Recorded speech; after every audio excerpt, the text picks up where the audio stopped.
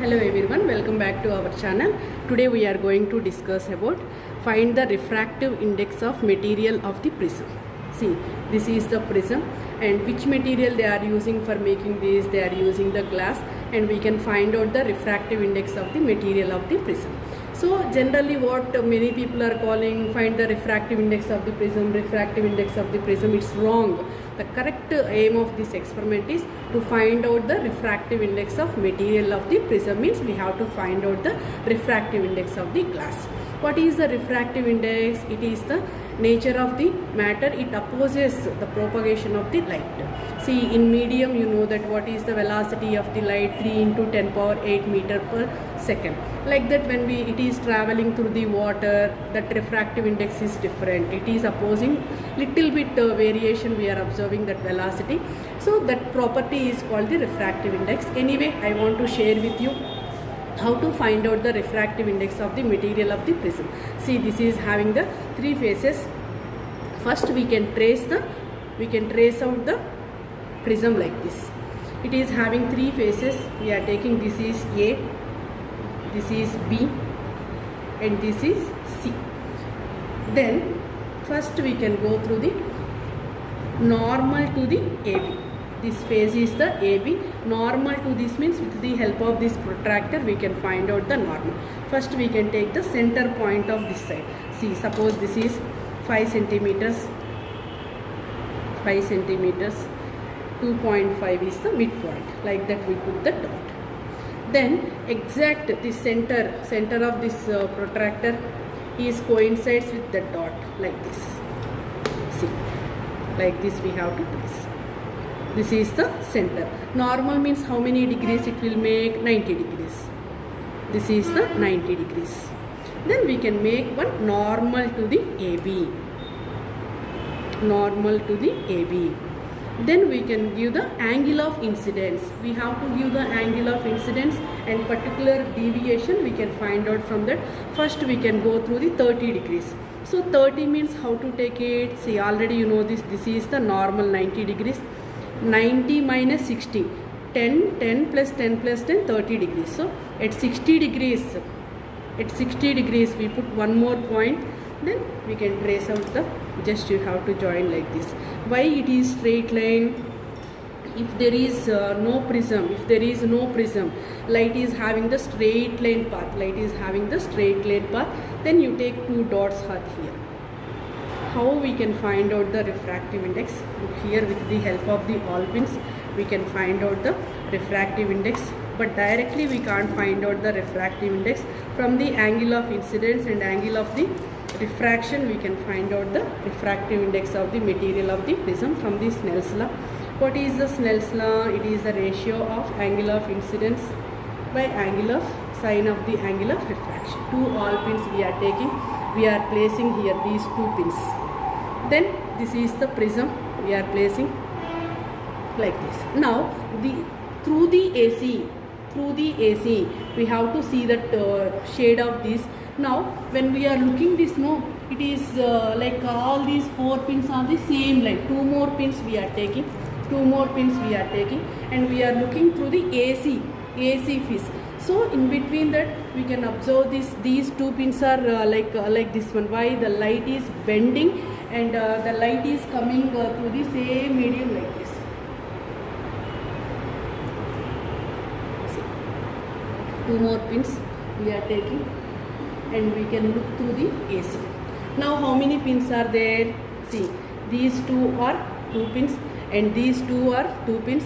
When we are looking through the AC, all these four pins are on the same line. Why? The light ray is incident on the AB phase. This is the incident ray, and this is called the angle of incidence. Between the normal and this one, this is the angle of incidence I. Then whenever you are placing this prism here, it is bending. The light is bending, and the light is bending here, and one more bending. Why? Light is traveling through the glass from here to here. Then it is coming from denser medium to the rarer medium. Once again it is bending. See, these two pins are incident rays and these two pins are representing that emergent ray. Like this we have to draw one line coincide this one. See, this is the angle of deviation and this is the angle of incidence. So here clearly we have to write it I equals to 30 degrees.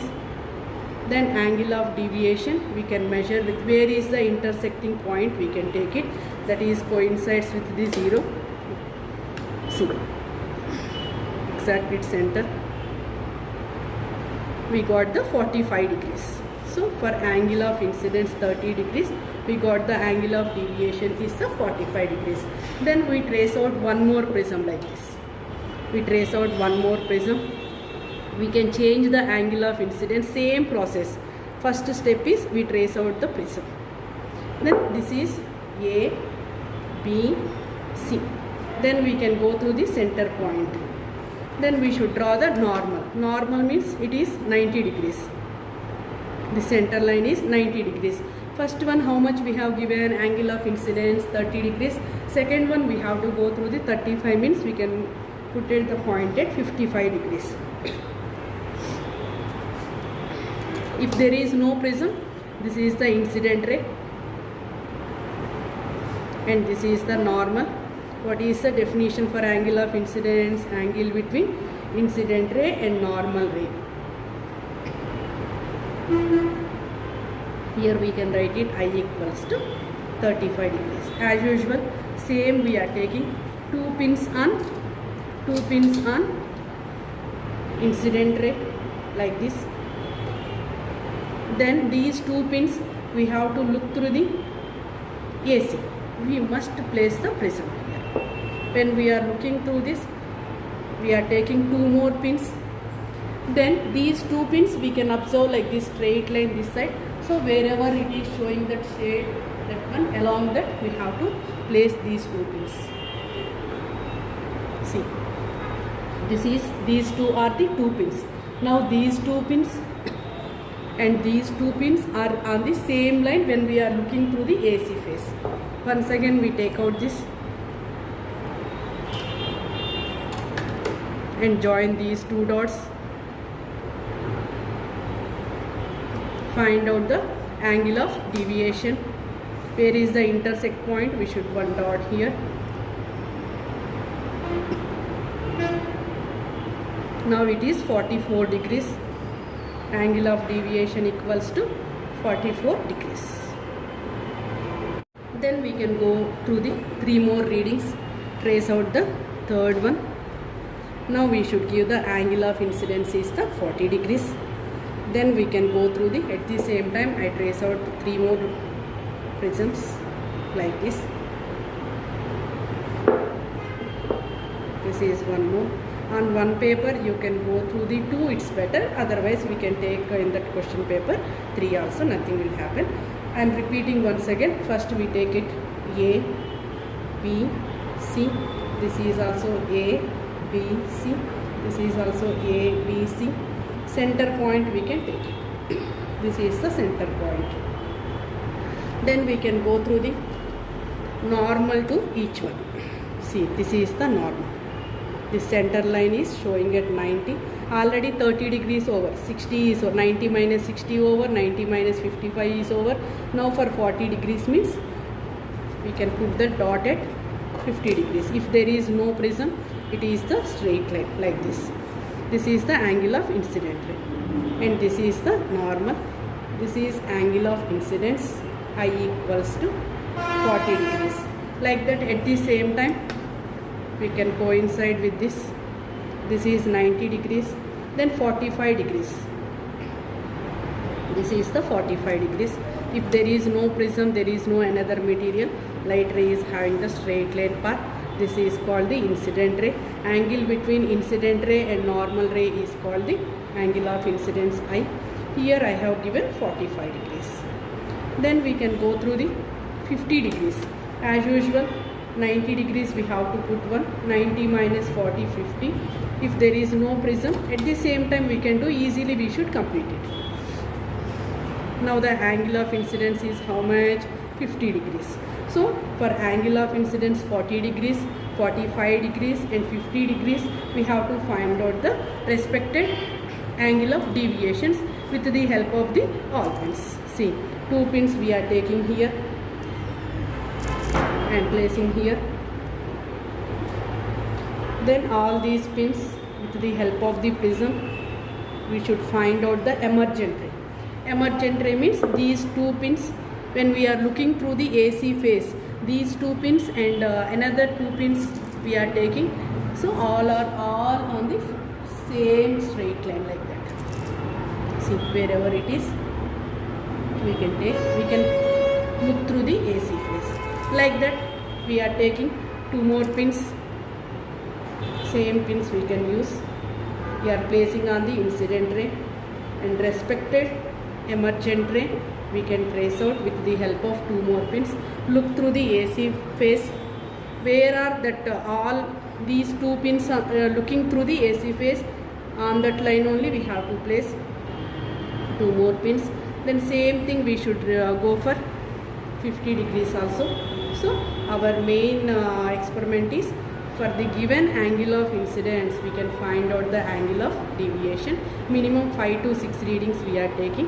When we are looking through the AC phase, all are on the same line. Then we can find out the angle of emergent. From that angle between normal and that one, it is giving the angle of deviation. Now you join these two dots like that. Next one is like this. So this is the angle of deviation. How much? Where is the intersecting point? We can take it. See, it is 35 degrees. Angle of deviation is 35 degrees. Like that. Next one is the 50 degrees. Angle of deviation is the 50 degrees.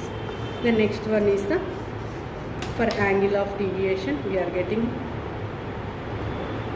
this is 55 degrees. 55 degrees. Now we can take one more paper and draw the tabular form.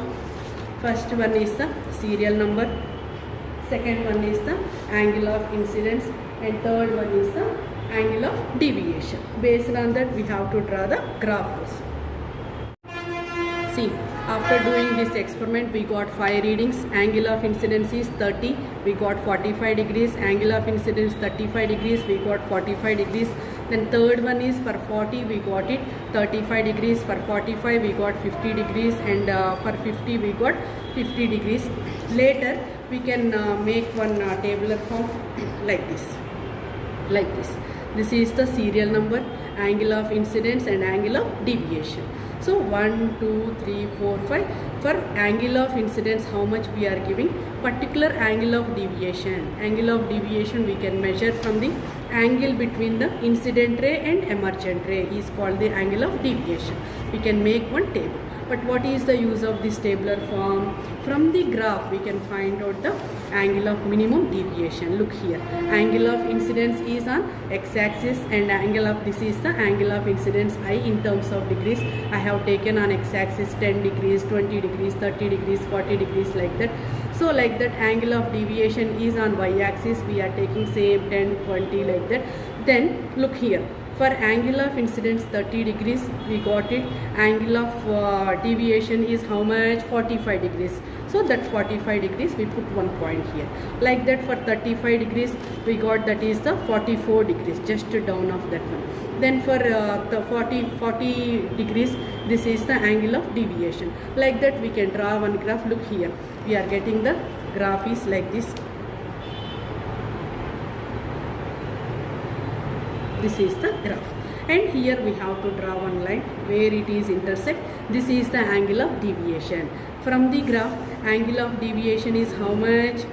This is the dm or delta m also they can call, or sometimes they are taking dm also like this. This is the 35 degrees. Now how to find out the refractive index? Our aim of experiment is to find out the refractive index of the material of the prism. Look here, this is the formula for this. Mu equals to sine a plus d by 2 divided by sine a by 2. So in our question only they will give that angle of the prism, it is making the equilateral triangle, so angle of the prism is 60 degrees. From that mu equals to sine 60 plus minimum deviation, just now from the graph you know that 35 degrees. After simplification 95 by 2, sin 95 by 2 value is 0.7372, then sin 30 value is 1 by 2. After simplification we got that readings 1.47. don't leave the calculation better. This is for 3 marks. If you are doing this much calculation you are getting 3 marks. Then result, refractive index of the material of the prism is 1.5. no unit for this because it is the ratio. And one more question is there, we can find out the angle of the prism. At that time they will give that refractive index of the material of the prism is how much, 1.5. use this formula. See, A equals to 2 tan inverse sin dm by 2 divided by mu minus cos dm by 2. So at that time also we require the angle of minimum deviation 35 degrees. So depends on the question. They are asking 2 types. One is either refractive index or angle of the prism. Thank you. Please subscribe my channel.